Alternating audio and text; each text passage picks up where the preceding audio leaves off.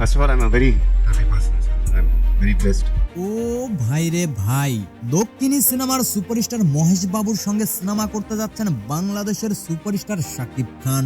And ভাই, শাকিব খানের সিনেমায় মহেশ বাবু কিন্তু কিভাবে, জানতে হলে ভিডিওটি না টেনে অবশ্যই শেষ পর্যন্ত দেখবেন। বাংলাদেশের সুপারস্টার শাকিব খান এবার দক্ষিণী চলচ্চিত্র জগতে পা রাখতে যাচ্ছেন বলে শোনা যাচ্ছে।